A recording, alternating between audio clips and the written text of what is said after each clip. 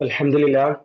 الصلاة والسلام على رسول الله وعلى آله وصحبه أجمعين أما بعد. أعوذ بالله من الشيطان الرجيم. بسم الله الرحمن الرحيم. يا أيها الذين آمنوا اتقوا الله حق تقاته ولا تموتن إلا وأنتم مسلمون. ربي اشرح لي صدري ويسر لي أمري واحلل عقدة من لساني يفقهوا قولي. വളരെ പ്രിയമുള്ള MEP-യുടെ പഠിതാക്കളെ, ഇന്ന് നമ്മുടെ വിഷയം അഖീദയാണ്. നമ്മൾ പഠിച്ചു വരുന്നത് കിതാബ് തൗഹീദ്. അതാരുടെ ഗ്രന്ഥമാണ് കിതാബ് തൗഹീദ്?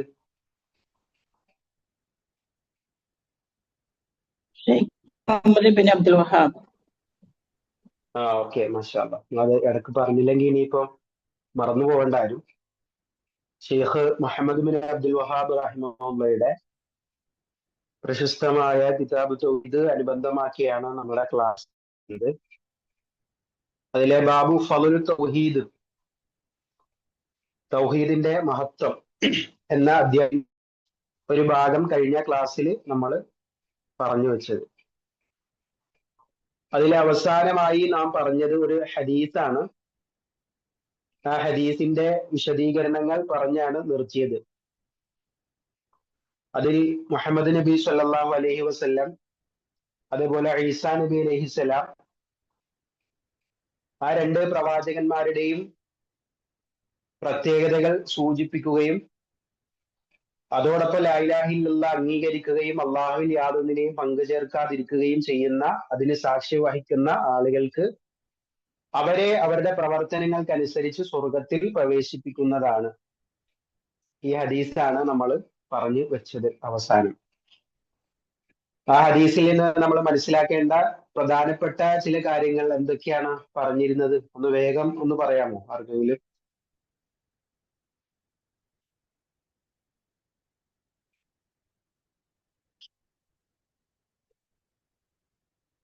ഓർമ്മയുണ്ടോ?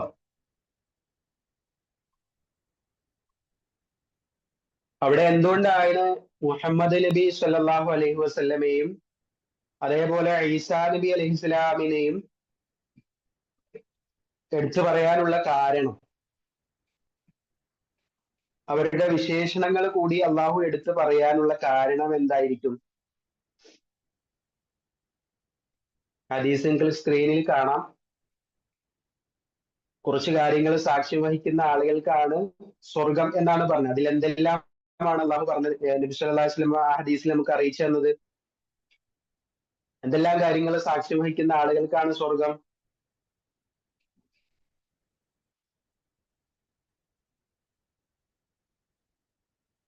അല്ലെങ്കിൽ പറയും. ഓക്കെ, ഒരു കാര്യം പറഞ്ഞു. ഇനി അടുത്ത ആൾ പറയും. അള്ളാഹു അല്ലാതെ ആരാധനയ്ക്ക് അർഹനായി മറ്റാരും ഇല്ല. രണ്ട്,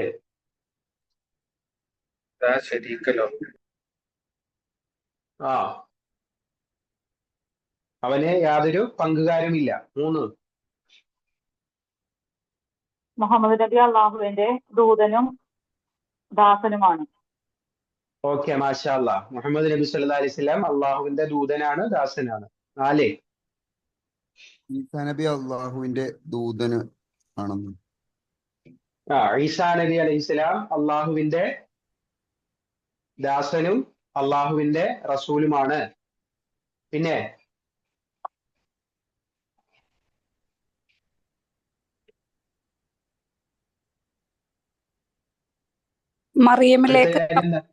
മറിയമിലേക്ക് അവൻ വിട്ടുകൊടുത്ത അവന്റെ വചനവും അവങ്കിൽ നിന്നുള്ള ഒരു ആത്മാവുമാണെന്നും. ഓക്കെ. ഈസാ നബി അള്ളാഹുവിന്റെ ദൂതനും ദാസനുമാണ് എന്നതോടൊപ്പം തന്നെ അള്ളാഹു മറിയമിലേക്ക് ഇട്ടുകൊടുത്ത അവന്റെ ഒരു വചനവും അവന്റെ പക്കൽ നിന്നുള്ള ആത്മാവുമാണ്. പിന്നെ രണ്ട് കാര്യം കൂടിയുണ്ട്. സ്വർഗവും നരകവും സത്യമാണ്. സ്വർഗം സത്യമാണ്, നരകം സത്യമാണ്.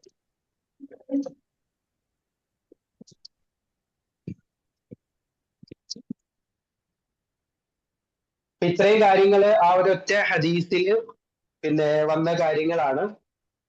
ഇതില് ഈസാ നബി അലൈഹി ഇസ്ലാമിനെ കുറിച്ച് വന്ന കുറച്ച് വിശേഷണങ്ങൾ, അതിൽ പ്രധാനപ്പെട്ടത് എന്തുകൊണ്ടാണ് അത് അള്ളാഹു എടുത്തു പറയാനുള്ള കാരണം എന്നുകൂടി നമ്മളൊന്ന് മനസ്സിലാക്കണം. ഈസാ നബിയുമായി ബന്ധപ്പെട്ട വിഷയത്തിൽ അബദ്ധം സംഭവിച്ച രണ്ട് വിഭാഗം നമ്മളുടെ ഇന്നത്തെ സമൂഹത്തിലുണ്ട്. ആരൊക്കെയാണ് ആ സമൂഹം? ക്രിസ്ത്യനും ജൂതനും.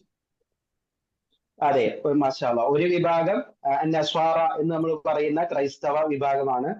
മറ്റൊരു വിഭാഗം നസ്വാറ എന്ന് പറയുന്ന യഹൂദ വിഭാഗമാണ്. ഇവിടെ അവർക്ക് സംഭവിച്ചത് എന്താണ്? ഈസാ നബിയുടെ വിഷയത്തിൽ നസ്വാറാക്കൾക്ക് സംഭവിച്ചത് എന്താണ്? അവർ ഈസാ നബിയുടെ വിഷയത്തിൽ അതിര് കവിഞ്ഞു എന്നതാണ്. പിന്നെ യഹൂദർക്ക് സംഭവിച്ചത് എന്താണ്? ഈസാ നബിയെ അവര് അംഗീകരിച്ചില്ല. ഈസാ നബി അവര് നിഷേധിച്ചു കളഞ്ഞു. അപ്പൊ ഈ രണ്ട് കൂട്ടർക്കും ഉള്ള ഒരു മറുപടി കൂടി ശരിക്ക് ഈ ഒരു ഹദീസിലുണ്ട്. ഈസാ നബി ആരാണ്? അള്ളാഹുവിന്റെ ദൂതനാണ്, അള്ളാഹുവിന്റെ ദാസനുമാണ്. ഇത് അംഗീകരിക്കാൻ ഈ രണ്ട് വിഭാഗം ബാധ്യസ്ഥരാണ്. അപ്പൊ ഈസാ നബിയുടെ പ്രവാചകത്വത്തെ അംഗീകരിക്കാത്ത യഹൂദരോടും ഈസാ നബിയുടെ വിഷയത്തിൽ അതിര് കവിഞ്ഞ ക്രൈസ്തവരോടും ഓർമ്മപ്പെടുത്തേണ്ട ഒരു കാര്യമാണ്, ഈസാ നബി അള്ളാഹുവിന്റെ ദാസനാണ്, അള്ളാഹുവിന്റെ ദൂതനാണ്. ഇനി അവർ അതിര് കവിയാനുള്ള കാരണം എന്തായിരുന്നു? പിന്നെ ക്രൈസ്തവ സഹോദരങ്ങൾ ഈസാ നബിയുടെ വിഷയത്തിൽ അതിര് കവിയാനുള്ള കാരണം എന്തായിരുന്നു? എന്തുകൊണ്ടാണ് അവർ അതിര് കവിയാനുള്ള കാരണം?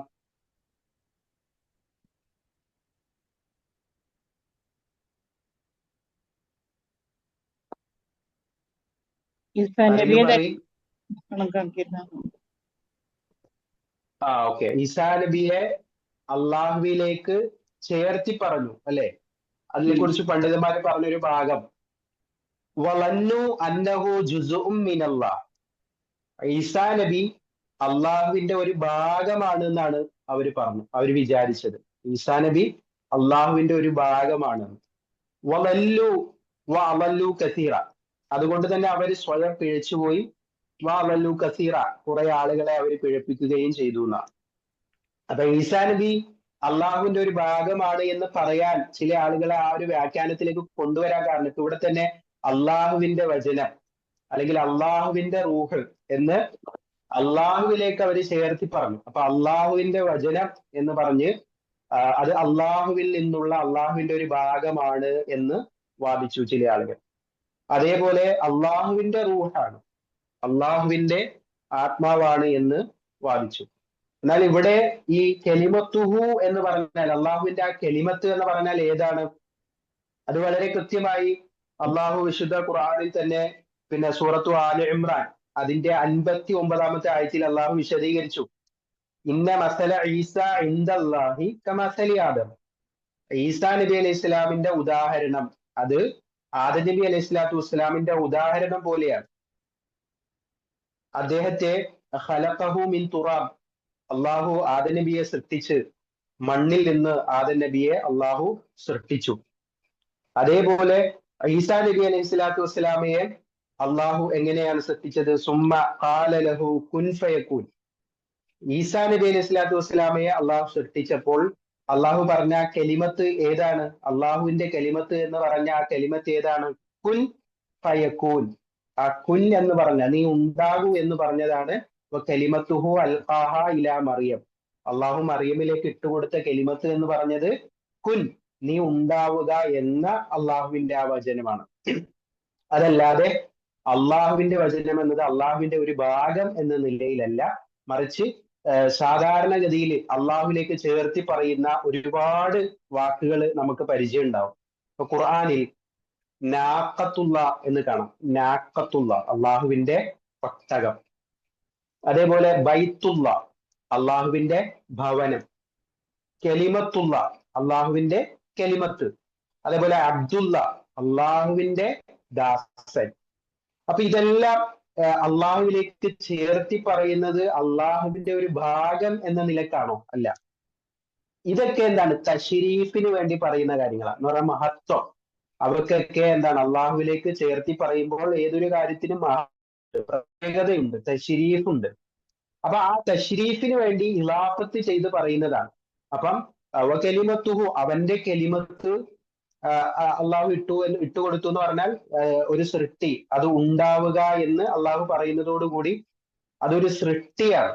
ഈസാ നബി എന്നുള്ളത് സൃഷ്ടിയാണ്, അള്ളാഹുവിന്റെ ഒരു സൃഷ്ടിയാണ്, അതല്ലാതെ അള്ളാഹുവിന്റെ ഒരു ഭാഗമല്ല. ഇപ്പൊ നാക്കത്തുള്ള എന്ന് പറഞ്ഞാൽ അള്ളാഹുവിന്റെ ഒട്ടകം എന്ന് പറഞ്ഞാൽ പിന്നെ അള്ളാഹു സൃഷ്ടിച്ച ഒരു സൃഷ്ടിയാണ് ആ ഒട്ടകം. ആ പ്രത്യേകമായിട്ട് അള്ളാഹു ഉണ്ടാക്കിയ ഒരു ഒട്ടകം എന്ന നിലയിലാണ്.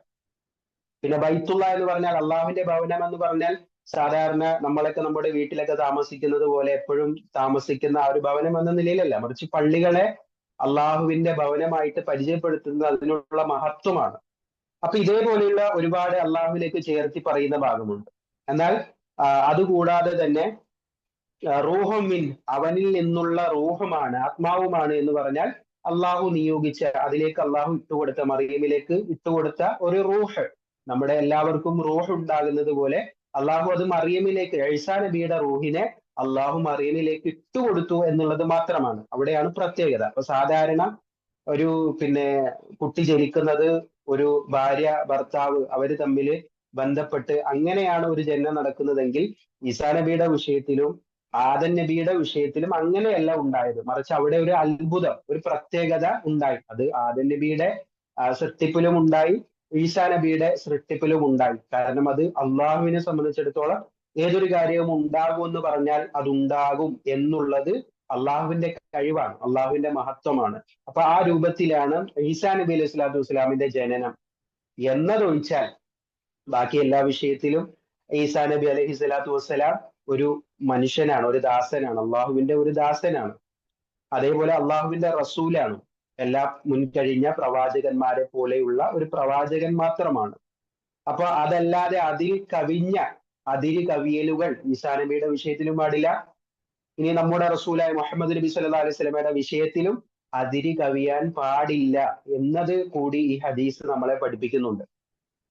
കാരണം അള്ളാഹുവിന്റെ സ്ഥാനത്തേക്ക് ആരെയും നമ്മൾ ഉയർത്താൻ പാടില്ല എന്നതാണ്. അത് പ്രവാചകന്മാരാകട്ടെ, മലക്കുകളാകട്ടെ, സ്വാലിഹീങ്ങളാകട്ടെ, എത്ര പ്രത്യേകതയുള്ളവർ, കഴിവുകൾ ഉള്ളവർ എന്ന് പറയപ്പെടുന്ന ആളുകളാകട്ടെ, ഇവർക്കൊന്നും അള്ളാഹു ആകാനോ അള്ളാഹുവിന്റെ ഭാഗമാകാനോ ആവില്ല. അങ്ങനെ ചേർത്ത് പറയാനേ പാടില്ല എന്നതാണ്. മറിച്ച് അള്ളാഹു പ്രത്യേകത നൽകിയ, ശ്രേഷ്ഠത നൽകിയതിനെയൊക്കെ സൂചിപ്പിക്കാൻ വേണ്ടി പ്രയോഗിക്കുന്നത് പോലെയാണ് ഈസാ നബി അലൈഹി സ്വലാത്തു വസ്സലാമിനെ കുറിച്ച് വന്ന പരാമർശങ്ങൾ എന്ന് നമ്മൾ മനസ്സിലാക്കുക.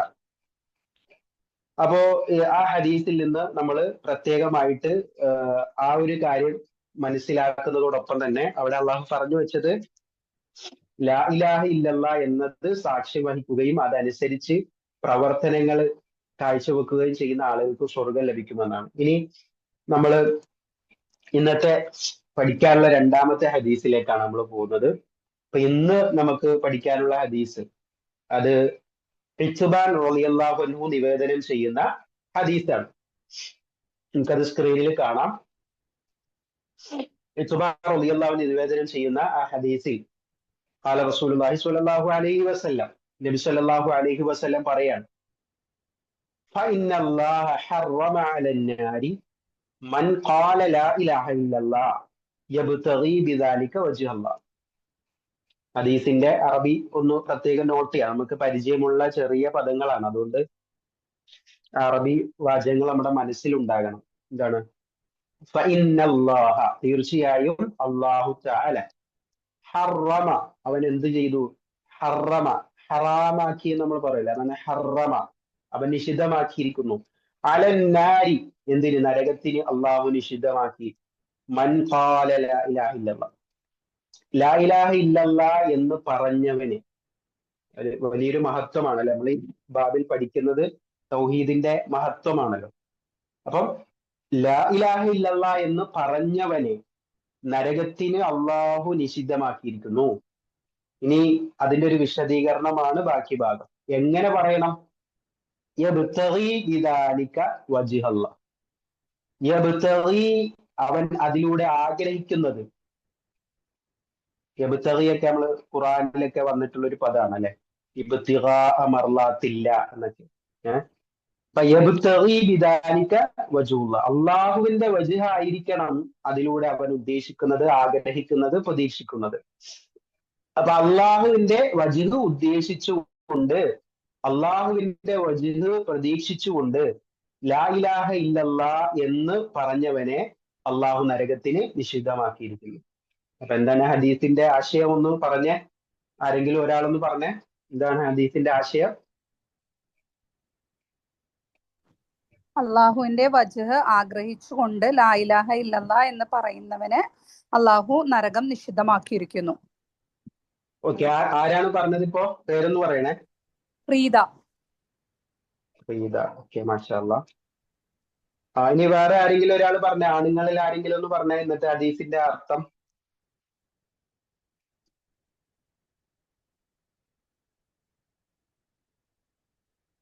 ഇത്ബാൻ റളിയല്ലാഹുവിന്റെ നിവേദനം, റസൂൽ സല്ലല്ലാഹു അലൈഹി വസല്ലമ പറഞ്ഞു, നിശ്ചയം ലാ ഇലാഹ ഇല്ലല്ലാഹ് എന്ന് പറയുകയും അതിലൂടെ അള്ളാഹുവിന്റെ വജ്ഹ് ആഗ്രഹിക്കുകയും ചെയ്തവരെ അള്ളാഹു നരകത്തിന് നിഷിദ്ധമാക്കിയിരിക്കുന്നു. ബുഖാരി, മുസ്ലിം. ഓക്കെ, മാഷാ അല്ലാഹ്. ആരാണ് പറഞ്ഞത്? ഹഫ്സ ബീവി. ഹഫ്സ.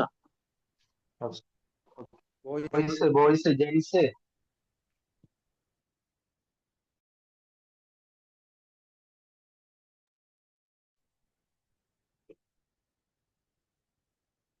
ജെൻസ് ആരെങ്കിലും? ഇത്വാൻ റളിയല്ലാഹു അൻഹുവിന്റെ നിവേദനം, റസൂൽ സ്വല്ലല്ലാഹു അലൈഹി വസല്ലം പറഞ്ഞു, നിശ്ചയം ലാ ഇലാഹ ഇല്ലല്ലാഹ് എന്ന് പറയുകയും അതിലൂടെ അള്ളാഹുവിന്റെ വജ്ഹ് ആഗ്രഹിക്കുകയും ചെയ്തവരെ അള്ളാഹു നരകത്തിന് നിഷിദ്ധമാക്കിയിരിക്കുന്നു. ഓക്കെ, മാഷാ അല്ലാഹ്. പേരെന്തായിരുന്നു? പേര് ഞാൻ കേട്ടില്ല. ഷാഹുൽ. ഷാഹുൽ. ഓക്കെ, മാഷാ അല്ലാഹ്. അപ്പോ ഹദീസിന്റെ അർത്ഥം നമുക്കൊക്കെ വളരെ എളുപ്പത്തിൽ മനസ്സിലാക്കാവുന്ന ചെറിയ, ലാ ഇലാഹ ഇല്ലല്ലാഹ് എന്നത് അള്ളാഹുവിന്റെ വജ്ഹ് ആഗ്രഹിച്ചുകൊണ്ട് പറഞ്ഞവന് നരകം നാം നിഷിദ്ധമാക്കിയിരിക്കുന്നു എന്നാണ്. അപ്പൊ ഇതില് ഈ ഹദീസ് പറയാനുള്ള ഒരു സാഹചര്യം, സ്വഹാബി നമ്മൾ പറഞ്ഞ ഹദീസ് റിപ്പോർട്ട് ചെയ്തത് ആരാണ്? ഇത്ബാൻ റളിയല്ലാഹു അൻഹു ആണ്. അദ്ദേഹം പിന്നെ ജനങ്ങൾക്കൊക്കെ പള്ളിയിൽ ഇമാമായി നിന്ന് നമസ്കരിച്ചിരുന്ന ഒരു വ്യക്തിത്വമാണ്. അദ്ദേഹത്തിന് ഒരുപാട് കാലം ഇമാമായി നമസ്കരിച്ച് അങ്ങനെ അവസാനം അദ്ദേഹത്തിന്റെ കാഴ്ചയൊക്കെ നഷ്ടപ്പെട്ട ഒരു സാഹചര്യത്തിൽ നബി സല്ലല്ലാഹു അലൈഹി വസല്ലം അദ്ദേഹത്തെ സന്ദർശിക്കാനായിട്ട് സഹാബത്തിനോടൊപ്പം പോകുന്ന ഒരു സംഭവം ഇതിന്റെ വിശദീകരണങ്ങളിലൊക്കെ കാണാം, ഈ ഹദീസിന്റെ ഷറഹിൽ. അങ്ങനെ അവിടെ വെച്ച് പിന്നെ ഇവര് കൂടി ഇരിക്കുന്ന സമയത്ത് ഇദ്ദേഹം നബി സല്ലല്ലാഹു അലൈഹി വസല്ലമയും സഹാബത്തും ഒക്കെ അവിടെ ഇരിക്കുന്ന ആ സമയത്ത് സഹാബികളിൽ ചിലര് ഒരു വ്യക്തിയെ കുറിച്ച് ഒരു സംസാരം അവിടെ ഉണ്ടായി. മാലിക് ബിനു ദുഹ്ഷൂം എന്നാണ് അദ്ദേഹത്തെ കുറിച്ചുള്ള പേര് പറയുന്നത്. മാലിക് ബിനു ദുഹ്ഷൂം. അയാളെ കുറിച്ച് അയാൾ കപട വിശ്വാസിയാണ് എന്ന ഒരു സംസാരം ചില ആളുകൾ പറഞ്ഞു. അപ്പൊ ആ സമയത്ത് അയാളിൽ എന്തെങ്കിലും ഒരു പോരായ്മയോ എന്തെങ്കിലും കപട വിശ്വാസിയുടെ കുറെ ലക്ഷണങ്ങളൊക്കെ പിന്നെ നബി സല്ലല്ലാഹു അലൈഹി വസല്ലം തന്നെ പഠിപ്പിച്ചിട്ടുണ്ടല്ലോ. അപ്പൊ അങ്ങനെയുള്ള എന്തെങ്കിലും ചെറിയ കാര്യങ്ങൾ കണ്ടിട്ടായിരിക്കാം അദ്ദേഹം ഒരു കപട വിശ്വാസിയാണെന്ന് ചില ആളുകൾ പറഞ്ഞത് നബി സല്ലല്ലാഹു അലൈഹി വസല്ലം കേട്ടപ്പോ റസൂലുള്ളാഹി സ്വല്ലല്ലാഹു അലൈഹി വസല്ലം വളരെ ശക്തമായി പറഞ്ഞു, നിങ്ങൾ അങ്ങനെ പറയരുത്, ഒരിക്കലും നിങ്ങൾ അങ്ങനെ ഒരാളെ കുറിച്ച് നിങ്ങൾ അങ്ങനെ പറയരുത്. അലൈസ ഖാല ലാ ഇലാഹ ഇല്ലല്ലാഹ് യബ്തഗി ബിഹാ വജ്ഹല്ലാഹ്. അപ്പോഴാണ് ഇവിടെ ഈ ഹദീസ് പിന്നെ നബി സല്ലല്ലാഹു അലൈഹി വസല്ലം ഉദ്ധരിക്കുന്നത് എന്നാണ്. അങ്ങനെ ഒരു സംസാരം ഉണ്ടായപ്പോഴാണ് നബി സല്ലല്ലാഹു അലൈഹി വസല്ലം പറഞ്ഞത്, നിങ്ങൾ അദ്ദേഹത്തെ കുറിച്ച് അങ്ങനെ പറയരുത്, അഥവാ അദ്ദേഹം ഒരു കപട വിശ്വാസിയാണ് എന്ന് ഒരാളെ കുറിച്ച് പിന്നെ ചില ആളുകൾ പറഞ്ഞപ്പോ നബി സല്ലല്ലാഹു അലൈഹി വസല്ലം അവർക്ക് തിരുത്തി കൊടുക്കുകയാണ്, നിങ്ങൾ അങ്ങനെ പറയരുത്. കാരണം അത് അലൈസ ഖാല ലാ ഇലാഹ ഇല്ലല്ലാഹ് യബ്തഗി ബിഹാ വജ്ഹല്ലാഹ്, അള്ളാഹുവിന്റെ വജ്ഹ് പ്രതീക്ഷിച്ചുകൊണ്ട് അയാൾ ലാ ഇലാഹ ഇല്ലല്ലാഹ് പറഞ്ഞ ആളല്ലേ. അപ്പൊ അയാളെ കുറിച്ച് നിങ്ങൾ ഒരിക്കലും അങ്ങനെ പറഞ്ഞു പോകരുത്, മുനാഫിക്കാണ് എന്ന അതേപോലുള്ള സംസാരം നിങ്ങൾ പറയരുത് എന്ന് നബി സല്ലല്ലാഹു അലൈഹി വസല്ലം ഇവർക്ക് വിലക്കി കൊടുക്കുകയാണ്. അതാണ് ഈ ഹദീസ് പിന്നെ ഉദ്ധരിക്കുന്ന ഒരു സാഹചര്യം, ഇതിന്റെ ഒരു സബബ് നമ്മൾ സാഹചര്യം മനസ്സിലാക്കി വെക്കുക. അപ്പൊ ഇതിൽ നമുക്ക് കുറെ പാഠങ്ങളുണ്ട്. അഥവാ പിന്നെ മറ്റുള്ളവരെ കുറിച്ചൊക്കെ അഭിപ്രായങ്ങളോ അതല്ലെങ്കിൽ ഏതെങ്കിലും തരത്തിൽ ഒരാള് മുനാഫിക്കാണ് എന്നോ അല്ലെങ്കിൽ ഒരാൾ മുശ്രിക്കാണെന്നോ ഒരാൾ കാഫിറാണെന്നോ അതേ രൂപത്തിലുള്ളൊക്കെ വാക്കുകൾ പറയുമ്പോൾ അത് വളരെ ഗൗരവത്തിലാണ്. ഒരു വ്യക്തിയെ കുറിച്ച് നമുക്ക് അങ്ങനെ പറയാൻ പാടില്ല എന്നാണ്. ഒരാളെ കുറിച്ചും ഇന്നയാൾ അങ്ങനെയാണ് എന്നൊരിത് പറയാനുള്ള അവകാശം, അതിനുള്ള അർഹത നമുക്കാർക്കില്ല. കാരണം ഇതെല്ലാം അള്ളാഹുമായി ബന്ധപ്പെട്ടാണ്. അയാളുടെ ഈമാനും അയാളുടെ ഉള്ളും അയാളുടെ പ്രവർത്തനങ്ങളും എല്ലാം അറിയുന്നവർ റബ്ബാണ്. അതുകൊണ്ട് ഒരാളെയും നമ്മൾ അങ്ങനെ പറയാൻ പാടില്ല എന്നാണ്. അപ്പൊ ഇത് പിന്നെ നമ്മൾ മറ്റു പല വിഷയത്തിൽ പോലും ചില ആളുകളെയൊക്കെ വിലയിരുത്തുമ്പോഴും അത് ശ്രദ്ധിക്കേണ്ട ഒരു കാര്യമാണ്. മറ്റുള്ളവരെ കുറിച്ച് അഭിപ്രായം പറയുമ്പോഴും സൂക്ഷിക്കണം.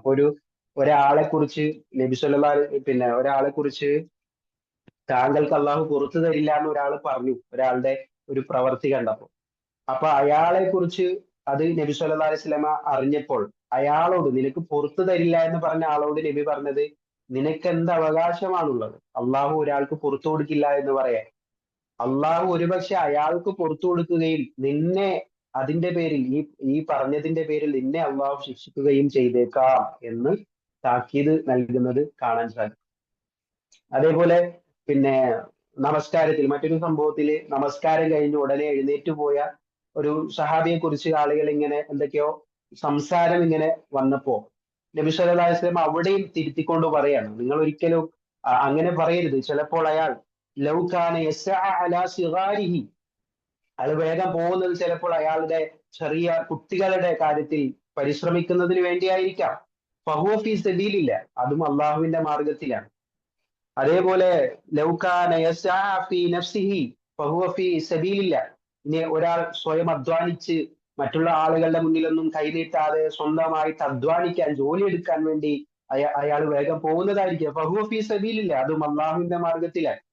ഇനി ലൗ കാന യസ്അ ലിഅബവൈഹി ശൈഖൈനി കബീറൈനി, ഇനി അതുമല്ല ചിലപ്പോൾ അദ്ദേഹത്തിന് വൃദ്ധരായ വാർദ്ധക്യമെത്തിയ മാതാപിതാക്കൾ ഉണ്ടായിരിക്കാം. ആ വൃദ്ധരായ പ്രായാധിക്യമെത്തിയ മാതാപിതാക്കളെ സഹായിക്കാൻ വേണ്ടി അയാള് പോയതായിരിക്കാം പെട്ടെന്ന്. ഫഹുവ ഫീ സബീലില്ല, അതും അള്ളാഹുവിന്റെ മാർഗത്തിലാണ്. ഇനി അദ്ദേഹത്തിന്റെ കുടുംബത്തിന് വേണ്ടി അധ്വാനിക്കാനായി വേഗം പോയതായിരിക്കാം. ഫഹുവ ഫീ സബീലില്ല, അതും അള്ളാഹുവിന്റെ മാർഗത്തിലാണ്. അപ്പൊ നമ്മൾ നമ്മളല്ല ആളുകൾക്ക് മാർക്കിടുന്നതും ആളുകളെ വിലയിരുത്തുന്നതും നമ്മളല്ല. ഇപ്പൊ ചില ആളുകൾക്ക് ഒക്കെ സംസാരങ്ങളിൽ വന്നു പോകാൻ സാധ്യതയുള്ള ചില കാര്യങ്ങളാണ് ഇതൊക്കെ, അല്ലെ? ഇയാൾ എന്ത് പെട്ടെന്ന് നമസ്കാരം കഴിഞ്ഞ ഉടനെ എങ്ങോട്ടാണ് ഇയാൾ ഓടുന്നത്? വേറെ കാര്യത്തിലൊന്നും പിന്നെ ദീനിന്റെ കാര്യത്തിലൊന്നും അയാൾക്ക് വലിയ ആവേശമില്ല, താല്പര്യമില്ല. പിന്നെ ദുനിയാവിന്റെ കാര്യത്തിലേക്കാണ് അയാൾ ഓടുന്നത്. അങ്ങനെയൊന്നും പറയാൻ നമുക്കൊരു അവകാശവുമില്ല, അല്ലെ? ഒരാളുടെ ധൃതിയും ഒരാളുടെ അത്യാവശ്യവും ഒരാളുടെ ആവശ്യവും അത് നമ്മളല്ല തീരുമാനിക്കുന്നത്. ഒരാളുടെ പ്രയോറിറ്റി അത് നമ്മളല്ല തീരുമാനിക്കുന്നത്. അയാൾ പോകുന്നത് നല്ലതിലേക്കാണോ ചീത്തയിലേക്കാണോ എന്ന് നമുക്കറിയുകയുമില്ല. അതുകൊണ്ട് ഒരാളെ കുറിച്ചും മോശമായി പറയരുത് എന്നാണ്. ഒരാളെ കുറിച്ചും തെറ്റായി പറയരുത്. ചിലപ്പോൾ നല്ല കാര്യത്തിന് വേണ്ടി ആയിരിക്കാം അയാൾ ധൃതിപ്പെട്ടു പോകുന്നത്, സ്വന്തത്തിന് വേണ്ടിയോ കുടുംബത്തിന് വേണ്ടിയോ മക്കൾക്ക് വേണ്ടിയോ മാതാപിതാക്കൾക്ക് വേണ്ടിയോ അതേപോലെയുള്ള കാര്യങ്ങൾക്ക് വേണ്ടി പ്രവർത്തിക്കുന്നതിനും ഒരു വിശ്വാസിയെ സംബന്ധിച്ചിടത്തോളം അതിനൊക്കെ പ്രതിഫലം ഉണ്ടെന്ന് ഇസ്ലാം പഠിപ്പിച്ചിട്ടുണ്ട്. ഫഹുവ ഫീ സബീലില്ല, അതൊക്കെ അള്ളാഹുവിന്റെ മാർഗത്തിലുള്ള പ്രയത്നങ്ങളും പരിശ്രമങ്ങളുമാണ്. അപ്പോ ആളുകളെ ആ രൂപത്തിൽ ഒരിക്കലും ഒരു മോശമായ രൂപത്തിലുള്ള വിലയിരുത്തലുകൾ നടത്തരുത് എന്ന് റസൂലുള്ളാഹി സ്വല്ലല്ലാഹു അലൈഹി വസല്ലം പഠിപ്പിക്കുന്ന ധാരാളം സംഭവങ്ങളുണ്ട്. അതേ കൂട്ടത്തിലെ ഒരു ഭാഗമാണ് ഒരാളെ കുറിച്ച് മുനാഫിക്ക് എന്ന് പറഞ്ഞപ്പോ നബി സല്ലല്ലാഹു അലൈഹി വസല്ലം ശക്തമായി അതിനെ എതിർക്കുകയും ലാ ഇലാഹ ഇല്ലല്ലാഹ് എന്ന് അള്ളാഹുവിന്റെ വജ്ഹ് ഉദ്ദേശിച്ചുകൊണ്ട് പറയുന്നവന് അവന് നരകം നിഷിദ്ധമാണ് എന്ന് പഠിപ്പിക്കുന്ന ഒരു സംഗതിയാണ്. അതോടൊപ്പം ഈ ഹദീസിനെ വിശദീകരിച്ചുകൊണ്ട് പിന്നെ പണ്ഡിതന്മാരെല്ലാവരും പറഞ്ഞ ഒരു സംഗതി, ഈ ഹദീസ് ലാ ഇലാഹ ഇല്ലല്ലാഹ് എന്ന് പറയുന്നത് അത് യബ്തഗി ബിഹാ വജ്ഹുല്ലാഹ്, അള്ളാന്റെ വജ്ഹ് ഉദ്ദേശിച്ചുകൊണ്ട് ആയിരിക്കണം എന്ന് പറയുന്നതിൽ അവന്റെ പ്രവർത്തനങ്ങളും അള്ളാഹുവിന്റെ വജ്ഹ് ഉദ്ദേശിച്ചുകൊണ്ടാണ് ഒരാൾ ലാ ഇലാഹ ഇല്ലല്ലാഹ് പറഞ്ഞതെങ്കിൽ അത് കേവലമായ ഒരു നാവ് കൊണ്ട് പറഞ്ഞതല്ല, ആത്മാർത്ഥമായി പറഞ്ഞതാണെങ്കിൽ ഉറപ്പായും അയാളുടെ പ്രവർത്തനങ്ങൾ അതിനനുസരിച്ചായിരിക്കും. അതുകൊണ്ട് അയാളുടെ പ്രവർത്തനങ്ങളിൽ ഒരിക്കലും ലാ ഇലാഹ ഇല്ലല്ലാഹ്ക്ക് വിരുദ്ധമായ, തൗഹീദിന് വിരുദ്ധമായ കാര്യങ്ങൾ വരാൻ ഒരു നിവൃത്തിയുമില്ല എന്ന് പണ്ഡിതന്മാര് പറഞ്ഞു വെക്കുന്നുണ്ട്. അതാണ് ഒന്നാമത്തെ നമുക്ക് പഠിക്കാനുള്ള ഹദീസിന്റെ ആശയം. ഇനി രണ്ടാമത്തെ നമ്മുടെ ബാബിലുള്ള നമ്മുടെ അധ്യായത്തിലെ മൂന്നാമത് കൊടുത്തിട്ടുള്ള ഹദീസ് കൂടി ഒന്ന് നോക്കാം. പിന്നെ അതിൽ അബൂ സഈദ് അൽ ഖുദരി റളിയല്ലാഹു അൻഹു ആണ് ഈ ഹദീസ് റിപ്പോർട്ട് ചെയ്യുന്നത്. അതിൽ അള്ളാഹുവിന്റെ റസൂൽ സല്ലല്ലാഹു അലൈഹി വസല്ലം പറഞ്ഞു, മൂസാ നബി അലൈഹി സ്വലാത്തു വസ്സലാമായി ബന്ധപ്പെട്ട ഒരു സംഭവമാണ് ആ ഹദീസിലെ വിഷയം. അവിടെ പിന്നെ നബി സല്ലല്ലാഹു അലൈഹി വസല്ലം പറയുകയാണ്, ഖാല മൂസാ നബി അലൈഹി സ്വലാം പറഞ്ഞു, യാ റബ്ബി, എന്റെ റബ്ബേ, അല്ലിംനി ഷൈഅൻ, എനിക്ക് എന്തെങ്കിലും ഒന്ന് പഠിപ്പിച്ചു തരണം. അദ്കുറുക വ അദ്ഉക ബിഹി, ആ പഠിപ്പിച്ചു തരുന്ന കാര്യം മുഖേന അതിനെ മുൻനിർത്തി എനിക്ക് നിന്നോട് തേടാനും എനിക്ക് നിന്നെ ഓർക്കാൻ, നിന്നെ സ്മരിക്കാനും കഴിയണം. അങ്ങനെയുള്ള വല്ലതും എനിക്ക് നീ പഠിപ്പിച്ചു തരണം. അപ്പോ പിന്നെ മൂസാ നബിയോട് പറഞ്ഞു, യാ മൂസ, ഹേ മൂസ, ഖുൽ ലാ ഇലാഹ ഇല്ലല്ലാ, നീ ലാ ഇലാഹ ഇല്ലല്ലാ എന്ന് പറയൂ. യാ റബ്ബി കുല്ലു ഇബാദുക യഖൂലൂന ഹാദാ, അപ്പൊ മൂസാ നബി പറയാണ്, കുൽ യാ റബ്ബി, അല്ലയോ റബ്ബേ, കുല്ലു ഇബാദുക, നിന്റെ ദാസന്മാരെല്ലാം യഖൂലൂന ഹാദാ, ഇത് പറയുന്നുണ്ട്. അഥവാ നിന്റെ എല്ലാ ദാസന്മാരും പറയുന്ന കാര്യമാണ് ഏത്? ലാ ഇലാഹ ഇല്ലല്ലാ. അപ്പോ അള്ളാഹു പറഞ്ഞു എന്നാണ്, യാ മൂസ, ഏ മൂസ, ലൗ അന്ന സമാവാതി സബഇ, തീർച്ചയായും 7 ആകാശങ്ങളും വഅമിറുഹുന്ന ഗൈരി, ഞാൻ ഒഴികെ അതിൽ വസിക്കുന്ന സകലതും, വൽ അർളീന സബഅ, അതേപോലെ 7 ഭൂമികളും, ഫീ കിഫ്ഫത്തിൽ, അത് ഇവയെല്ലാം ഒരു തട്ടിൽ, ഒരു തുലാസിലും, വലാ ഇലാഹ ഇല്ലല്ലാ ഫീ കിഫ്ഫ, ലാ ഇലാഹ ഇല്ലല്ലാ എന്നുള്ള ആ ഒരു വചനം അത് മറുതട്ടിലും വെച്ചാൽ, മാലത്ത് ബിഹിന്ന ലാ ഇലാഹ ഇല്ലല്ലാ, ലാ ഇലാഹ ഇല്ലല്ലാ എന്ന ആ തട്ട് അത് ചായുന്നതാണ്, അതായിരിക്കും ഭാരം കൂടുതൽ കാരണത്താൽ ചാഞ്ഞിരിക്കുന്നത്, താഴ്ന്നിരിക്കുന്നത് എന്ന് പിന്നെ അള്ളാഹു സുബ്ഹാനഹു തആല മൂസാ നബി അലൈഹി ഇസ്ലാമിന് പഠിപ്പിച്ചു കൊടുത്തു എന്നാണ്. മാഷാ അല്ലാഹ്. അപ്പോ ആ ഹദീസിന്റെ ആശയവും ആ ലാ ഇലാഹ ഇല്ലല്ലാ എന്ന പദത്തിന്റെ ഗൗരവവും നമ്മളൊന്ന് ആലോചിക്കുക, അല്ലെ? ഇവിടെ ഒരുപാട് കാര്യങ്ങൾ നമുക്ക് മനസ്സിലാക്കാനുണ്ട്. ഒന്ന്, ലാ ഇലാഹ ഇല്ലല്ലാ എന്നുള്ളത് അതിന്റെ മഹത്വം നമ്മളൊക്കെ വിചാരിക്കുന്നതിനും അപ്പുറമാണ്, അല്ലെ? ഒരു പക്ഷേ ഇവിടെ മൂസാ നബി അലൈഹി സ്വലാം ഒരു കാര്യം പഠിപ്പിച്ചു തരണം എന്ന് പറഞ്ഞപ്പോ അള്ളാഹു പഠിപ്പിച്ചു കൊടുത്ത കാര്യം ഒരു പുതിയ കാര്യമല്ല, അല്ലെ? ഒരു പുതിയ കാര്യമാണോ പഠിപ്പിച്ചു കൊടുത്തത്? അല്ല, മറിച്ച് ലാ ഇലാഹ ഇല്ലല്ലയാണ്. നമുക്കറിയാം, എല്ലാ പ്രവാചകന്മാരും അവരുടെ സമൂഹത്തോട് പറഞ്ഞ സംഗതി ലാ ഇലാഹ ഇല്ലല്ലയാണെന്ന് നമ്മൾ വിശദീകരിച്ചു കഴിഞ്ഞതാണ്. അപ്പൊ എല്ലാവരും പറഞ്ഞ വാചകമാണ് ലാ ഇലാഹ ഇല്ലല്ലാ. അപ്പൊ മൂസാ നബി അള്ളാഹുവിനോട് ചോദിക്കാണ്, പ്രത്യേകമായിട്ട് നിന്നെ ഓർക്കാനും പ്രത്യേകമായി നിന്നോട് തേടാനും ഒരു കാര്യം എനിക്ക് പഠിപ്പിച്ചു തരണം. അപ്പൊ അള്ളാഹു അന്നേരം പഠിപ്പിച്ചു കൊടുക്കുന്നത് എന്താ? ഖുൽ ലാ ഇലാഹ ഇല്ലല്ലാ, നീ ലാ ഇലാഹ ഇല്ലല്ലാ എന്ന് പറയണമെന്ന്. അതിന് മൂസാ നബി പറഞ്ഞ മറുപടി എന്താ? അത് കേട്ടപ്പോ മൂസാ നബി എന്താ പറഞ്ഞത്?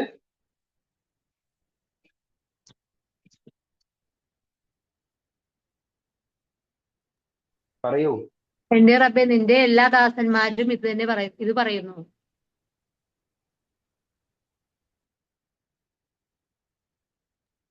അള്ളാഹു പറഞ്ഞു, മൂസ, നിശ്ചയം 7 ആകാശങ്ങളും ഞാൻ ഒഴികെയുള്ള അവയിൽ വസിക്കുന്നവയും 7 ഭൂമികളും ഒരു തട്ടിലും ലാ ഇലാഹ ഇല്ലല്ലാ എന്നത് മറ്റൊരു തട്ടിലും ആണെങ്കിൽ ലാ ഇലാഹ ഇല്ലല്ലാ എന്ന വെച്ച തട്ട് തന്നെ ഭാരത്താൽ ചായുന്നതാണ് എന്നാണ് അള്ളാഹു പറയുന്നത്. ഓക്കെ. അവിടെ പിന്നെ ആദ്യം പറഞ്ഞത്, അഥവാ ഇത് കേട്ടപ്പോ മൂസാ നബി ആദ്യം പറഞ്ഞത് എന്താണ്? എന്റെ റബ്ബേ, നിന്റെ എല്ലാ ദാസന്മാരും ഇത് പറയുന്നുണ്ട്. അപ്പൊ ലാ ഇലാഹ ഇല്ലല്ലാ പറയാത്ത ആരെങ്കിലും ഉണ്ടോ? ലാ ഇലാഹ ഇല്ലല്ലാ പറയാത്ത ഏതെങ്കിലും ആളുകൾ ഉണ്ടോ? ഇല്ല എന്നാണ്. എല്ലാവരും, അള്ളാഹുവിനെ അംഗീകരിച്ച എല്ലാ ആളുകളും എന്ത് പറയുന്നുണ്ട്? ലാ ഇലാഹ ഇല്ലല്ലാ പറയുന്നുണ്ട്. അഥവാ അത് പ്രഖ്യാപിക്കുക, അതാണ് ഇസ്ലാമിന്റെ അസ്ൽ, അതാണ് എന്നാണ്. തൗഹീദിന്റെ അസ്ൽ അതാണ്. അള്ളാഹുവിലുള്ള വിശ്വാസത്തിന്റെ അടിത്തറ ലാ ഇലാഹ ഇല്ലല്ലാ. ലാ ഇലാഹ ഇല്ലല്ലാ പറയാത്ത ഒരാളും മുസ്ലിങ്ങളിൽ ഉണ്ടാകാൻ പാടില്ല, ഉണ്ടാവില്ല എന്ന് തന്നെയാണ്. അതാണ് ഒന്നാമത്തെ മൂസാ നബിയുടെ ആ മറുപടിയിൽ നിന്ന് നമുക്ക് മനസ്സിലാകുന്നത്. ലാ ഇലാഹ ഇല്ലല്ലാ പുതിയ കാര്യമല്ല, അതൊരു പഴയ കാര്യമാണ്. എല്ലാവരും പറഞ്ഞ കാര്യമാണ്, എല്ലാ പ്രവാചകന്മാരും പറഞ്ഞ കാര്യമാണ്, എല്ലാ വിശ്വാസികളും പറഞ്ഞ കാര്യമാണ്, എല്ലാവരുടെയും ഹൃദയത്തിൽ ഉണ്ടായിരുന്ന കാര്യമാണ് ലാ ഇലാഹ ഇല്ലല്ലാ. എന്നാൽ അത് പറഞ്ഞപ്പോഴും അള്ളാഹു മൂസാ നബിക്കും, അല്ലെ, പ്രവാചകനായ കലീമുള്ളയായ മൂസാ നബിയോട് പോലും അള്ളാഹു ആ തൗഹീദിന്റെ മഹത്വം ഒന്നുകൂടി പഠിപ്പിച്ചു കൊടുക്കുകയാണ്.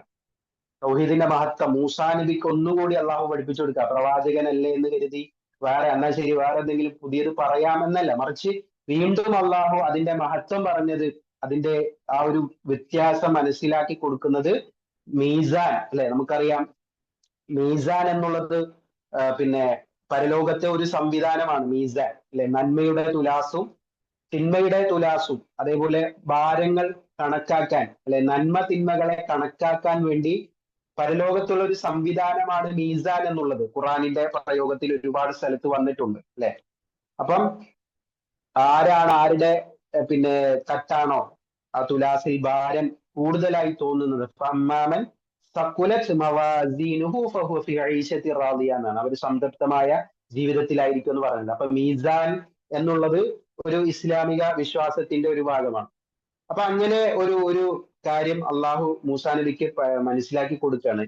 ഇങ്ങനെ രണ്ട് തട്ടുകൾ, മീസാനിന്റെ രണ്ട് തട്ടുകളിൽ ഒരു തട്ടിൽ ലാ ഇലാഹ ഇല്ലല്ലയും മറുതട്ടിൽ 7 ആകാശ ഭൂമികളും അവയിലുള്ള സർവ്വ സൃഷ്ടികളും അള്ളാഹുവിന് പുറമേയുള്ള എല്ലാം അവയിൽ ഉൾക്കൊണ്ടാലും ശരി, ലാ ഇലാഹ ഇല്ലല്ലാ എന്നതിന്റെ മഹത്വത്തിനാണ് കൂടുതൽ ഭാരമുണ്ടത് എന്ന് മൂസാ നബിക്ക് അള്ളാഹു പഠിപ്പിച്ചു കൊടുക്കുകയാണ്. അപ്പം അത് എത്ര മഹത്തരമാണ് തൗഹീദ് അല്ലെ. എത്ര പറഞ്ഞാലാണ് അതിന്റെ ആശയം, അതിന്റെ വിശാലത, അതിന്റെ മഹത്വമൊക്കെ നമ്മുടെയൊക്കെ മനസ്സിലേക്ക് കയറുന്നത്. എത്ര പറഞ്ഞാലും എത്ര കേട്ടാലും തൗഹീദിനെ കുറിച്ചുള്ള ആ വിഷയത്തിൽ നമുക്കൊരു മടുപ്പുണ്ടാകാൻ പാടില്ലെന്നാണ്. നമ്മൾ ലാ ഇലാഹ ഇല്ലല്ലാഹ് എന്ന് പറഞ്ഞാൽ മതി. അത് അള്ളാഹുവിന് എന്തല്ല, എല്ലാവരും പറയുന്നു എന്ന് കരുതി നമ്മൾ ലാ ഇലാഹ ഇല്ലല്ലാഹ് പറഞ്ഞാൽ അത് അള്ളാഹു നിസാരമായിട്ടല്ല എടുക്കുന്നത് അല്ലെ. എല്ലാവരും പറയുന്ന ഏറ്റവും ശ്രേഷ്ഠമായ അഫ്ളലു ദിക്ർ എന്ന് പോലും പറയപ്പെടുന്നത് എന്തിനെയാണ്? ലാ ഇലാഹ ഇല്ലല്ലയാണ്. ഏറ്റവും ശ്രേഷ്ഠമായ ദിക്ർ ലാ ഇലാഹ ഇല്ലല്ലയാണ്. അതിനേക്കാളും ശ്രേഷ്ഠമായ ഒരു ദിക്ർ ഇല്ല എന്നാണ്. അപ്പൊ അതുകൊണ്ട് അതിന്റെ ആ വലിപ്പവും മഹത്വവും നമ്മൾ മനസ്സിലാക്കണം. അപ്പൊ അതിനെ ഒരിക്കലും നിസ്സാരമായി കാണേണ്ടതില്ല എന്നത് അതിന്റെ ഒരു ഭാഗമാണ്. ഇനി പിന്നെ അതേപോലെ തന്നെ അള്ളാഹുവിനെ മൂസാ നബി അലൈഹി ഇസ്ലാമിന്റെ ഹദീസിൽ നമുക്ക് മനസ്സിലാക്കേണ്ട മറ്റൊരു സംഗതി മൂസാ നബിയുടെ ഹിർസാണ്, മൂസാ നബിയുടെ താല്പര്യം അല്ലെ. അള്ളാഹുവിനോട് തേടാൻ അല്ലെ, അള്ളാഹുവിനോട് പ്രാർത്ഥിക്കാൻ, ഒരു കാര്യം അറിയാനുള്ള മൂസാ നബി അലൈഹി ഇസ്ലാമിന്റെ താല്പര്യം അത് നമുക്കും ഉണ്ടാകേണ്ടതാണ്. അള്ളാഹുവിനോട് ചോദിക്കാൻ അല്ലെ. ഹദീസിലൊക്കെ മറ്റു ചില സ്വഹാബിമാർ നബി സല്ലല്ലാഹു അലൈഹി വസല്ലമയുടെ അടുത്ത് വന്ന് ഇതേപോലെ താല്പര്യങ്ങളൊക്കെ പ്രകടിപ്പിച്ച് അവർ ചില ചോദ്യങ്ങൾ ചോദിക്കാറുണ്ട് അല്ലെ. അള്ളാഹുവിന്റെ റസൂലെ, സ്വർഗം നേടിത്തരുന്ന ഒരു കാര്യം എനിക്ക് അറിയിച്ചു തരൂ, നരകത്തിൽ നിന്ന് എന്നെ രക്ഷപ്പെടുത്തുന്ന ഒരു കാര്യം എനിക്ക് അറിയിച്ചു തരൂ. അപ്പൊ നബി സല്ലല്ലാഹു അലൈഹി വസല്ലം അവർക്ക് എന്തെങ്കിലുമൊക്കെ പഠിപ്പിച്ചു കൊടുക്കാറുണ്ട്, പറഞ്ഞു കൊടുക്കാറുണ്ട്. അവരുടെ ആ പ്രവർത്തനങ്ങൾക്കും പിന്നെ എല്ലാം അനുസരിച്ചുകൊണ്ടായിരിക്കും ചിലപ്പോ പലതും പഠിപ്പിച്ചു കൊടുക്കുന്നത്. അപ്പൊ ഇവിടെ ലാ ഇലാഹ ഇല്ലല്ലയെ കുറിച്ചാണ് അള്ളാഹു മൂസാ നബിക്ക് പറഞ്ഞു കൊടുത്തത്. അപ്പൊ അവിടെ മൂസാ നബിയുടെ താല്പര്യം അള്ളാഹുമായിട്ട് അടുക്കാനും അള്ളാഹുവിനോട് പ്രാർത്ഥിക്കാനുമുള്ള ആ ഒരു താല്പര്യം മൂസാ നബിയിൽ പ്രകടമാണ്. അതോടൊപ്പം നമ്മൾ മനസ്സിലാക്കേണ്ട ഒരു പ്രധാന വിഷയം, അള്ളാഹുവിന്റെ പ്രവാചകനായ മൂസാ നബി ആകട്ടെ, ഏത് പ്രവാചകനാകട്ടെ, ആ പ്രവാചകന്മാർക്ക് പോലും സ്വന്തം നിലയിൽ എന്തെങ്കിലും ഒരു കാര്യം ഉണ്ടാക്കാൻ ദീനില് തെളിവില്ല. എന്ന് പറഞ്ഞാൽ ഇസ്ലാമിന്റെ പേരിൽ അല്ലെങ്കിൽ പ്രവാചകനാണ് എന്ന് കരുതി സ്വന്തം നിലയ്ക്ക് എന്തെങ്കിലും ഒരു കാര്യം സ്വയം അങ്ങോട്ട് പറയാൻ മൂസാ നബിക്ക് അവകാശമില്ല, അനുവാദമില്ല. അത് അള്ളാഹു നിയമമാക്കണം. അതാണ് പിന്നെ അൽ ഇബാദത്തു, ഇതിന്റെ ഒരു അസ്ല് നമുക്ക് ഈ ഹദീസിൽ കാണാം. അതായത് അൽ ഇബാദത്തു ലാ തകൂനു ഇല്ലാ ബിമാ ശറഅ അല്ലാഹു തആല, അള്ളാഹു ശറഅക്കിയ ഒരു കാര്യം മാത്രമേ ആരാധനയ്ക്ക് പറ്റുകയുള്ളൂ. അള്ളാഹു ശറഅക്കി കൊടുക്കണം. അപ്പം അള്ളാഹുവിനോട് ചോദിക്കുകയാണ് മൂസാ നബിക്ക് പറയാൻ. അല്ലാതെ മൂസാ നബിക്ക് സ്വന്തം നിലയിൽ തോന്നിയതുപോലെ എന്തെങ്കിലും പറഞ്ഞാൽ അത് അള്ളാഹുവിന്റെ അടുക്കൽ പ്രതിഫലം കിട്ടണമെന്നില്ല. അപ്പൊ ഇത് മുഹമ്മദ് നബി സല്ലല്ലാഹു അലൈഹി വസല്ലമയുടെ അനുയായികൾക്കും ബാധകമാണ് അല്ലെ. നമുക്കിപ്പോ അള്ളാഹുവിനോട് ചോദിക്കാൻ കഴിയില്ല, നമുക്ക് വഹി ലഭിക്കുന്നില്ല. മറിച്ച് അള്ളാഹുവിന്റെ റസൂൽ സല്ലല്ലാഹു അലൈഹി വസല്ലം വഹി പൂർത്തീകരിക്കപ്പെട്ടു. നമ്മൾ എന്തെല്ലാം ചെയ്യണം, എന്ത് പറയണം, എന്ത് പറഞ്ഞാലാണ് പ്രതിഫലം കിട്ടുന്നത്, എന്ത് ചൊല്ലിയാലാണ് പ്രതിഫലം കിട്ടുന്നത്, എങ്ങനെയാണ് നമസ്കരിക്കേണ്ടത്, എങ്ങനെയാണ് നോമ്പെടുക്കേണ്ടത്, എങ്ങനെയാണ് ഹജ്ജ് ചെയ്യേണ്ടത്, എപ്പോഴൊക്കെ എങ്ങനെയൊക്കെയാണ് ഖുർആൻ പാരായണം ചെയ്യേണ്ടത്, അതിന്റെ ശ്രേഷ്ഠത എന്താണ്, തസ്ബീഹുകളൊക്കെ കുറെ അല്ലെ. ഇതേപോലെ തന്നെ നബി സല്ലല്ലാഹു അലൈഹി വസല്ലം പഠിപ്പിച്ച ഒരു തസ്ബീഹ് ഉണ്ടല്ലോ, സുബ്ഹാനല്ലാഹി വബിഹംദിഹി സുബ്ഹാനല്ലാഹിൽ അസീം. അതിനെക്കുറിച്ചും ഹദീസിൽ വന്ന പരാമർശം എന്താണ്? കലിമത്താനി ഖഫീഫത്താനി അലൽ ലിസാനി, നാവിന് വളരെ എളുപ്പമാണ് ആ രണ്ട് വാചകങ്ങൾ. ഹബീബത്താനി ഇല റഹ്മാൻ, പരമകാരുണികന് വളരെ ഇഷ്ടമുള്ളതാണ് ആ രണ്ട് വാചകങ്ങൾ. തഖീലത്താനി ഫിൽ മീസാൻ, അതേപോലെ മീസാനിൽ തുലാസിൽ ഏറ്റവും കനം തൂങ്ങുന്നതുമാണ്. അങ്ങനെ പഠിപ്പിച്ച ഒരു ദിക്റാണ് സുബ്ഹാനല്ലാഹി വബിഹംദിഹി സുബ്ഹാനല്ലാഹിൽ അസീം എന്നുള്ളത്. അപ്പൊ ഇതേപോലെ നബി സല്ലല്ലാഹു അലൈഹി വസല്ലം പഠിപ്പിച്ചു തന്ന കുറേ ദിക്റുകളുണ്ട്. അപ്പം എന്തിനാണ് നമ്മൾ പലപ്പോഴും അത് നബി സല്ലല്ലാഹു അലൈഹി വസല്ലം പഠിപ്പിച്ച് തരണം എന്ന് നമ്മൾ പറയുന്നത്? ചില ആളുകളൊക്കെ നമ്മുടെ നാട്ടിൽ ഇപ്പോഴും ചില സ്വലാത്തുകൾ പിന്നെ സോഷ്യൽ മീഡിയയിലൊക്കെ ഇങ്ങനെ കാണാം ഒരുപാട്, ചില സമയങ്ങളിൽ അല്ലെങ്കിൽ ചില പ്രത്യേക ദിവസങ്ങളിലൊക്കെ ചില സ്വലാത്തുകൾ, ഈ സ്വലാത്ത് നിങ്ങൾ 100 പ്രാവശ്യം ചെല്ലൂ, അല്ലെങ്കിൽ 1000 പ്രാവശ്യം ചെല്ലൂ, അത് നിങ്ങൾക്ക് നിങ്ങളുടെ ജീവിതത്തിലെ ഇന്ന ആഗ്രഹം നിങ്ങൾക്ക് നടക്കും എന്നൊക്കെ പറഞ്ഞ് കുറെ സ്വലാത്തുകളൊക്കെ ഇങ്ങനെ ഓരോരുത്തർ അയക്കും. അതേപോലെ ചില ആളുകൾ പിന്നെ ഈ സ്വലാത്ത് അല്ലെങ്കിൽ ഈ മെസ്സേജ് അതിന്റെ മുകളിൽ കുറെ കാര്യങ്ങൾ എഴുതിയിട്ടുണ്ടാവും. നിങ്ങളൊരു 10 പേർക്ക് അയച്ചാൽ നിങ്ങൾക്ക് ഉടനെ ഒരു സന്തോഷ വാർത്ത കേൾക്കും. ഇത് നിങ്ങൾ ആർക്കും അയച്ചിട്ടില്ലെങ്കിൽ ഉടനെ ഒരു പിന്നെ നിങ്ങൾക്ക് അനിഷ്ടകരമായ ഒരു വാർത്ത, ദുഃഖകരമായ ഒരു വാർത്ത നിങ്ങൾക്ക് കേൾക്കേണ്ടി വരും. ഇങ്ങനെയൊക്കെ പറഞ്ഞിട്ട് കുറെ മെസ്സേജുകളൊക്കെ നമ്മുടെ ഫോണിലൊക്കെ ഗ്രൂപ്പുകളിലൊക്കെ വരാറുണ്ട്. എന്നാൽ അവിടെയാണ് നമ്മൾ മനസ്സിലാക്കുന്നത്, നമ്മൾ പറയേണ്ടത് എന്താണ്, ചെയ്യേണ്ടത് എന്താണ്, എത്രയാണ്, എപ്പോഴാണ്, എങ്ങനെയാണ്, ഇതെല്ലാം വളരെ കൃത്യമായിട്ട് വിശദീകരിച്ചു തരാനാണ് അള്ളാഹു നബി സല്ലല്ലാഹു അലൈഹി വസല്ലമയെ അയച്ചത്. നബി സല്ലല്ലാഹു അലൈഹി വസല്ലം അത് ഏറ്റവും ഭംഗിയായി കൃത്യമായി നമുക്ക് പഠിപ്പിച്ചു തന്നിട്ടുണ്ട്. അതുകൊണ്ട് നബി സല്ലല്ലാഹു അലൈഹി വസല്ലം പഠിപ്പിക്കാത്ത ഒരു സ്വലാത്ത് അല്ല, ഇവിടെ മൂസാ നബി അള്ളാഹു പഠിപ്പിക്കാത്ത ഒരു കാര്യം പറഞ്ഞാൽ മൂസാ നബിക്ക് കൂലി കിട്ടൂല. പഠിപ്പിച്ച കാര്യം അത് എത്ര പഴയതാണെങ്കിലും അത് എത്ര ചെറുതാണെങ്കിലും അത് അള്ളാഹു പഠിപ്പിച്ചതാണെങ്കിൽ അതിനാണ് കൂലി കിട്ടുക. അത് പ്രവാചകന്മാരിലൂടെ പഠിപ്പിക്കപ്പെട്ട സമൂഹത്തിന് കൊടുത്ത കാര്യങ്ങൾക്കാണ് കൂലി കിട്ടുക. അതാണ് മതത്തിൽ അനുവദിക്കപ്പെടുക എന്നത് ഒരു വലിയ ഒരു സന്ദേശം ഈ ഹദീസിൽ അടങ്ങുന്നുണ്ട്. അപ്പം നാം ചെയ്യേണ്ട കാര്യങ്ങൾ ദീനിനനുസരിച്ച്, തെളിവുകൾ അനുസരിച്ച്, പ്രമാണങ്ങൾക്കനുസരിച്ച്, ഖുർആനിനനുസരിച്ച്, സുന്നത്തിനനുസരിച്ച്, ഇത്തിബാഉ സുന്ന, പ്രവാചകൻ സല്ലല്ലാഹു അലൈഹി വസല്ലമയുടെ സുന്നത്തുകൾ പിൻപറ്റിക്കൊണ്ട്, അത് എത്ര ചെറുതാണെങ്കിലും അതിന് നമുക്ക് കൂലിയുണ്ട്, അല്ലെ? എത്ര നിസാരമാണെങ്കിലും അതിന് നമുക്ക് കൂലിയുണ്ട്.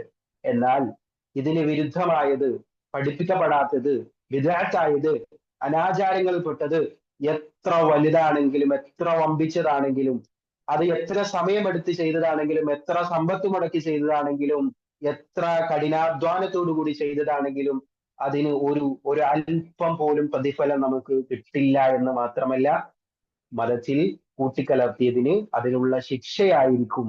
വിദഅത്തുകൾ ചെയ്ത ആളുകൾക്കുള്ള പരലോകത്തേക്ക് ലഭിക്കുന്ന വലിയ അവർക്ക് നേരിടേണ്ടി വരുന്ന പ്രയാസങ്ങളെയാണ് അവർക്ക് അഭിമുഖീകരിക്കേണ്ടി വരുന്നത്. അള്ളാഹു കാത്തുരക്ഷിക്കട്ടെ.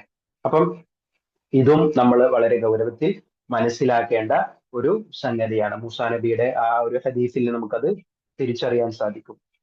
ഇനി അതേപോലെ പിന്നെ അടുത്ത ഹദീസ്, ഈ ബാബിലെ ഏറ്റവും അവസാനത്തെ ഒരു ഹദീസ് നമുക്ക് നോക്കാം. അതിൽ അനസ് റളിയല്ലാഹു അൻഹു നിവേദനം ചെയ്യുന്ന ഹദീസാണ്. അവിടെ ഒരു പിന്നെ അനസ് റളിയല്ലാഹു അൻഹു നിവേദനം ചെയ്യുന്ന ഹദീസായി അള്ളാഹുവിന്റെ റസൂൽ സല്ലല്ലാഹു അലൈഹി വസല്ലം പറയുന്ന ഒരു ഖുദ്സിയായ ഹദീസാണ്. അഥവാ അള്ളാഹു പറയുന്നതായിട്ടുള്ള വാചകങ്ങളിലൂടെ നബി സല്ലല്ലാഹു അലൈഹി വസല്ലം പറഞ്ഞു തരുന്ന ഹദീസുകളാണ്. നോക്കുക, ഖാല അല്ലാഹു തആല, അല്ലാഹു തആല പറഞ്ഞിരിക്കുന്നു. എന്താണ് പറഞ്ഞത്? യബ്ന ആദം, അല്ലയോ ആദം സന്തതികളെ, ആദമിന്റെ പുത്ര, മനുഷ്യരെ എന്നർത്ഥം. ലൗ അതൈതനി ബിഖിറാദിൽ അർളി ഖതായ, നീ ഭൂമിയോളം പാപങ്ങളുമായിട്ട് എന്റെ അടുക്കൽ വന്നാലും, സുമ്മ ലഖീതനി ലാ തുശ്രിക് ബി ശൈഅ, എന്നിട്ട് എന്നിൽ യാതൊന്നിനെയും പങ്കു ചേർക്കപ്പെടാത്തവനായ നിലയിൽ നീ എന്നെ കണ്ടുമുട്ടുകയും ചെയ്താൽ, ലഅതൈതുക ബിഖിറാദിഹ മഗ്ഫിറ, അത്രത്തോളം പാപമോചനവുമായി മഗ്ഫിറത്തുമായി ഞാൻ നിന്റെ അരികിൽ വരിക തന്നെ ചെയ്യുമെന്നാണ്.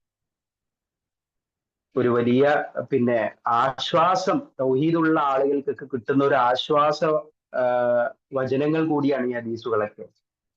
അഥവാ എന്താണ് ഈ പറഞ്ഞതിന്റെ അർത്ഥം?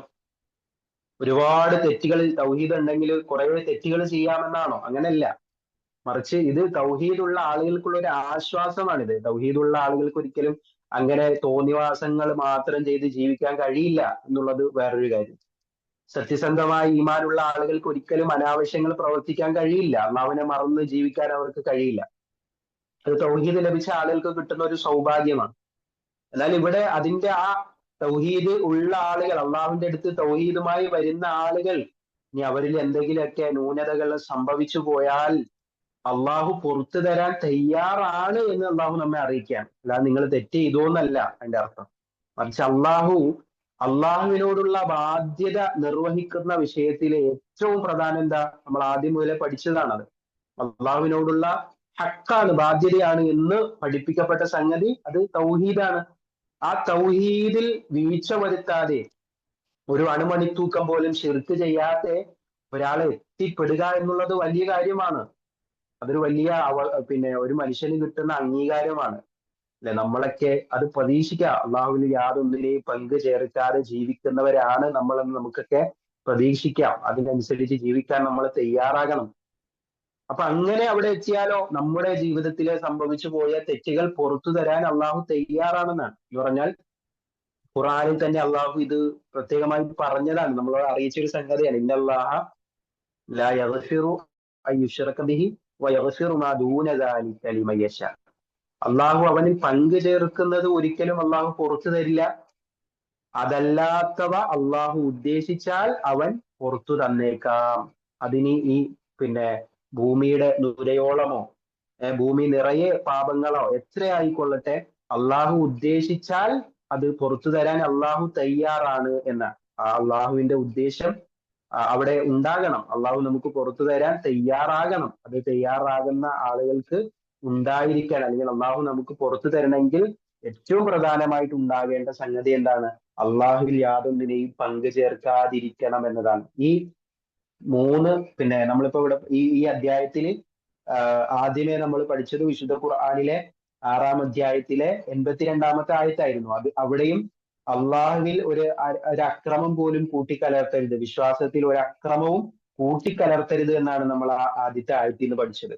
2-ാമത്തെ ഹദീസിൽ ലാ ഇലാഹ ഇല്ലല്ലാഹ് അത് അംഗീകരിക്കണം, അത് സാക്ഷ്യം വഹിക്കണം, അവർക്ക് സ്വർഗമുണ്ട് എന്ന് പഠിച്ചു. 3-ാമത്തെ ഹദീസില് അള്ളാഹുവിന്റെ വജ്ഹ് ഉദ്ദേശിച്ചുകൊണ്ട് ലാ ഇലാഹ ഇല്ലല്ലാഹ് പറഞ്ഞവര് നരകം നിഷിദ്ധമാണ് എന്ന് പഠിച്ചു. 4-ാമത്തെ ഹദീസിൽ ലാ ഇലാഹ ഇല്ലല്ലാഹ് എന്നതിന്റെ മഹത്വം എത്ര വലുതാണ് എന്ന് മൂസാ നബിയുടെ ആ സംഭവം വിവരിക്കുന്നതിൽ നിന്ന് മനസ്സിലാക്കി. 5-ാമത്തെ ഹദീസിൽ അള്ളാഹു ആ തൗഹീദുമായി ശിർക്ക് ചെയ്യാത്ത ഒരവസ്ഥയിൽ അള്ളാഹുവിനെ കണ്ടുമുട്ടിയാൽ അവൻ പാപങ്ങളെല്ലാം പുറത്തു തരാൻ തയ്യാറാണ് എന്ന് പറയുന്നത്. ഇത് തൗഹീദിന്റെ മഹത്വം എന്ന ഈ അധ്യായത്തിൽ വളരെ ചുരുക്കി പറഞ്ഞ കുറച്ച് കാര്യങ്ങളാണ്. അപ്പൊ നമ്മൾ ഇതിന്റെ ആശയവും ഇതിന്റെ പ്രത്യേകതകളും മനസ്സിലാക്കുകയും തൗഹീദ് മുറുകെ പിടിച്ചുകൊണ്ട് ജീവിക്കാൻ, മറ്റുള്ളതിലെ വീഴ്ചകളെക്കാളൊക്കെ ഇത് പലപ്പോഴും ഇന്നത്തെ മുസ്ലിം സമുദായത്തിൽ മറ്റുള്ള കാര്യങ്ങൾക്ക് കൊടുക്കുന്ന അത്ര പ്രാധാന്യമൊന്നും തൗഹീദിന് ഇന്ന് ആളുകൾ കൊടുക്കുന്നില്ല. അള്ളാഹു നേരെ തിരിച്ചാണ്. ആദ്യം തൗഹീദ്, ശിർക്ക് ഇതുമായി ബന്ധപ്പെട്ട കാര്യത്തിനാണ് അള്ളാഹു പരിഗണന കൊടുത്തത്. പക്ഷെ നമ്മുടെ കൂട്ടത്തിൽ പല ആളുകളൊക്കെ തൗഹീദ് പറയുന്നത് കേട്ട ഈ തൗഹീദാണ് എപ്പോഴും പറയാനുള്ളത്, എന്നും തൗഹീദ് തൗഹീദ് തൗഹീദ്, ഈ ശിർക്ക് അതൊക്കെ ശിർക്ക്, ഇത് ശിർക്ക്, മറ്റേത് ശിർക്ക്, അങ്ങനെ ചെയ്യരുത്, ഇങ്ങനെ ചെയ്യരുത്, അതേപോലെ ബിദ്അത്ത്, ഇതൊക്കെ പറയുന്ന ആളുകളോട് വളരെ പുച്ഛ മനോഭാവമാണ്. അല്ലെങ്കിൽ ഇതൊക്കെ ഇപ്പോഴും പറഞ്ഞുകൊണ്ടിരിക്കേണ്ട കാര്യമാണോ എന്ന് ചോദിക്കുന്ന ആളുകളാണ്. അവരെ ഈ അധ്യായം നമ്മൾ പഠിപ്പിക്കണം അവരെ. ശരിക്കും അള്ളാഹു ഏറ്റവും പ്രാധാന്യം കൊടുക്കുന്ന കാര്യം ഇതാണ് എന്ന് അത് പ്രവാചകന്മാരോട് പോലും അള്ളാഹു നിരന്തരമായി പറഞ്ഞു കൊടുക്കുകയും ഓർമ്മപ്പെടുത്തുകയും ചെയ്തുകൊണ്ടിരുന്ന കാര്യങ്ങൾ ഇതാണ്. ഇതിൽ വീഴ്ച വരാൻ പാടില്ല എന്ന ഒരു സംഗതി നമ്മൾ പറഞ്ഞു കൊടുക്കണം. അതിലാണ് നമ്മുടെ സ്വർഗപ്രവേശനത്തിന്റെ അടിസ്ഥാനം. കാരണം എന്താ? അതില്ലെങ്കിൽ ബാക്കി പർവ്വതങ്ങൾക്ക് സമാനമായ നന്മകളുമായി നമ്മൾ അവിടെ ചെന്നു. പക്ഷെ തൗഹീദിൽ നമ്മൾ മായം കലർത്തി ശിർക്ക് ചെയ്തവരായ നിലയിലാണ്, അല്ലെങ്കിൽ മനസ്സിൽ ശിർക്ക്പരമായ വിശ്വാസങ്ങളും പ്രവർത്തനങ്ങളുമായിട്ടാണ് അള്ളാഹുവിനെ കണ്ടുമുട്ടുന്നതെങ്കിൽ അവയൊന്നും സ്വീകരിക്കില്ല. അപ്പൊ അതുകൊണ്ട് ഏറ്റവും ഗൗരവത്തിൽ നമ്മൾ മനസ്സിലാക്കി നമ്മുടെ ജീവിതത്തിൽ ശ്രദ്ധ കൊടുത്തു കൊണ്ടുപോകേണ്ട വിഷയം ഈ പറഞ്ഞ തൗഹീദും ഷിർക്കുമായി ബന്ധപ്പെട്ട വിഷയം തന്നെയാണ് എന്നാണ് ഈ അധ്യായം നമ്മളെ ഒക്കെ ഓർമ്മപ്പെടുത്തുന്നത്. ഏതായാലും ഇതിന്റെ വന്ന ആയത്തുകളും ഹദീസുകളും വളരെ കൃത്യമായി അത് റിപ്പോർട്ട് ചെയ്ത സ്വഹാബിമാരുടെ പേരുകളും അതിൽ വന്ന വിഷയങ്ങളും ഒക്കെ നമ്മൾ വളരെ കൃത്യമായി മനസ്സിലാക്കുകയും അതോടൊപ്പം ഇതിന്റെ താഴെ കൊടുത്തിട്ടുള്ള വളരെ ശ്രദ്ധേയമായ ഈ അധ്യായങ്ങളുമായി ബന്ധപ്പെട്ട് നമ്മൾ തിരിച്ചറിയേണ്ട കുറെ പോയിന്റുകൾ നിങ്ങളുടെ പുസ്തകത്തിൽ നിങ്ങൾക്ക് ലഭിച്ചിട്ടുള്ള ടെക്സ്റ്റ് ബുക്കിൽ വിശദമായിട്ട് കൊടുത്തിട്ടുണ്ട്. അത് നിങ്ങൾ ഒഴിവ് കിട്ടുന്ന സമയം അനുസരിച്ചുകൊണ്ട് അതുകൂടി വായിച്ച് മനസ്സിലാക്കണം. അതിൽ ഈ അധ്യായം ഉൾക്കൊണ്ട വിഷയങ്ങൾ ജസ്റ്റ് ഞാനൊന്ന് പറഞ്ഞു പോകാം, ഒന്ന് നോക്കാം. നിങ്ങളുടെ പുസ്തകം കയ്യിലുണ്ട്, അതേപോലെ നിങ്ങളെ സ്ക്രീനിൽ അത് കാണാം. വായിക്കാൻ കഴിയുമെങ്കിൽ അത് ഓരോരുത്തരായിട്ട് വായിച്ചാൽ നന്നായിരിക്കും. ഇതുവരെ വായിക്കാത്ത ആൾക്കാരൊന്ന് വായിക്കും.